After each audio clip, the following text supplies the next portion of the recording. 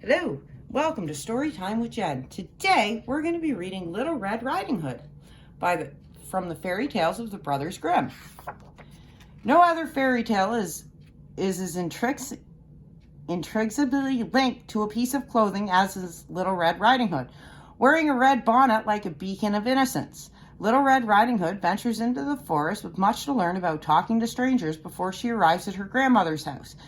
This cautionary coming-of-age tale about an innocent girl and a scheming wolf has had a long, colorful, and varied oral tradition.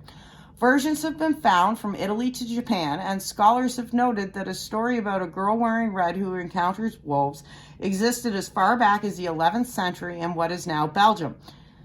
The tale was first written down in France in 1697 by Charles Perrault, who, according to historians, added the iconic cap.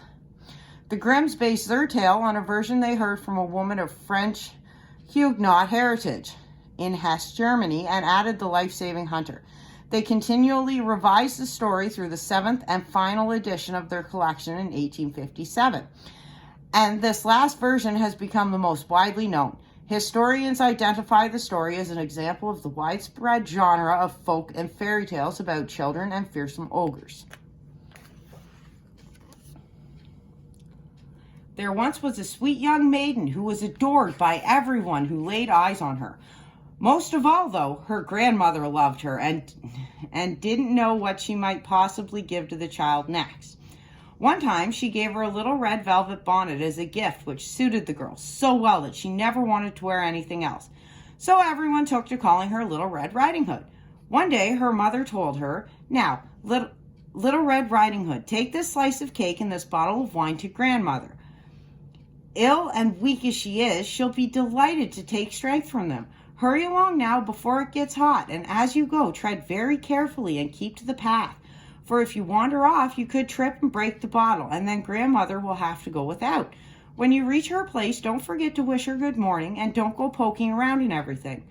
"I'll do everything just as you say," said Little Red Riding Hood to her mother, and squeezed her hand as a promise. But her grandmother lived deep in the woods, a good half hour from the village, and just as the girl entered the woods, a wolf approached her. Little Red Riding Hood had no idea how treacherous an animal this was, and was not in the least afraid. "Good day, Little Red Riding Hood," he said. "Oh, thank you kindly, Mr. Wolf. Where on earth are you off to so early this morning?" "To my grandmother's house."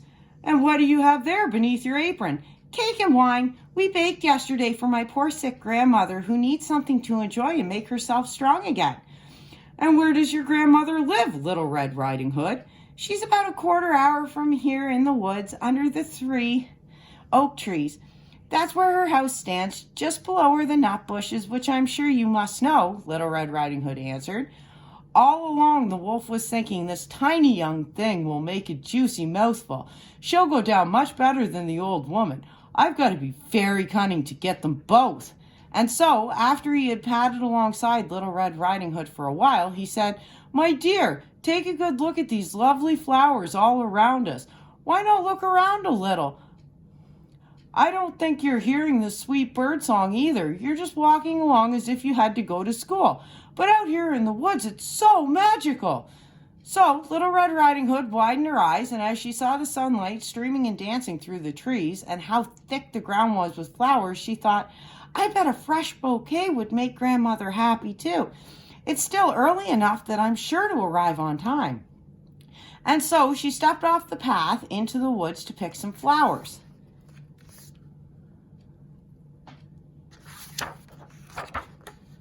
Whenever she plucked one, though, she thought she spotted another much more beautiful one up ahead and went after it, venturing deeper and deeper into the woods.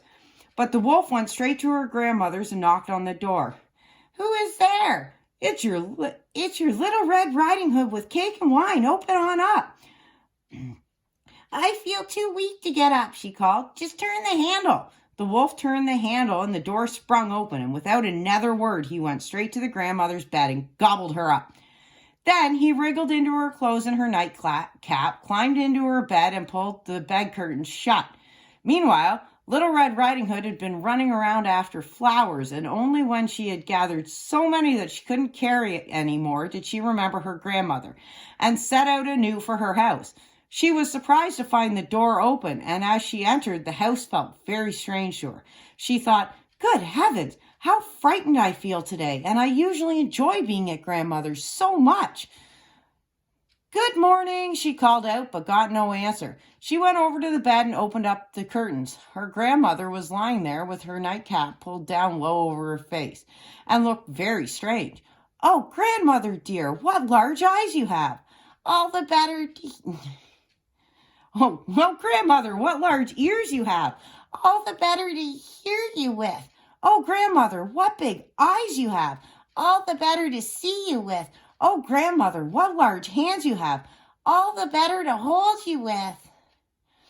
"But, Grandmother, what an awfully large mouth you have."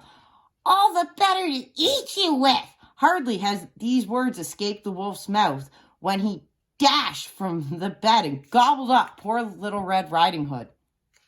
Now that the wolf had satisfied his cravings, he lay back down in the bed and fell into a glutton's slumber and began to snore noisily. It just so happened that a huntsman was passing by the house, and he thought, "Goodness, how the old lady's snoring. I should check to make sure she is all right." He entered the house and went over to the bed, and he saw the wolf lying in it. "So here you are, you old scoundrel," he said. "I've been looking for you for a long time." He was just bringing up his rifle when he realized the wolf might have the grandmother inside, and he might still be able to save her. Instead of firing, he grabbed a pair of shears and began cutting the wolf's sleeping belly open. After just a couple of snips, he saw a red bonnet within. Another couple of slices, and Little Red Riding Hood jumped out and cried, "Oh, I was so frightened. It was so dark inside of the wolf." And then her grandmother came out too, still alive, though barely able to breathe. Little Red Riding Hood quickly gathered some large stones, and they filled the wolf's stomach with them. When he awoke, he tried to jump up and escape, but the stones were so heavy he sank back down and keeled over dead. So all three were elated. The hunter skinned the wolf and took its pelt home. The grandmother relished the cake and drank the wine her granddaughter had brought.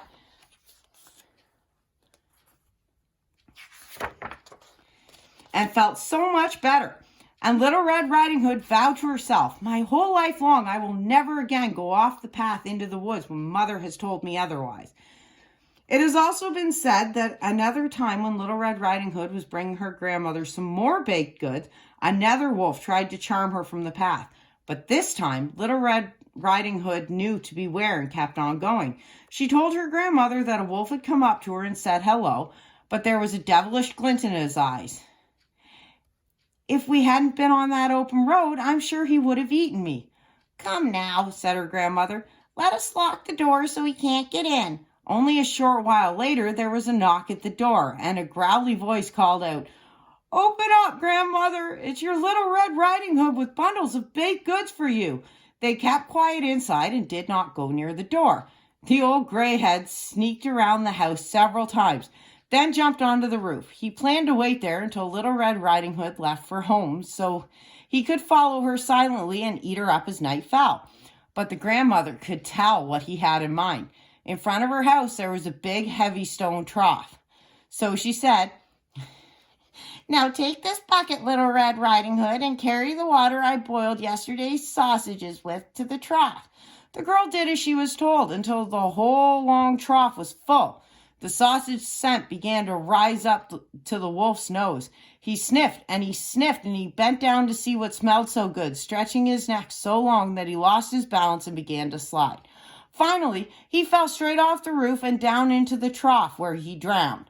Little Red Riding Hood went happily home, and no one did her any harm along the way. The end. That's it for today's episode of Storytime with Jen. We will see you tomorrow.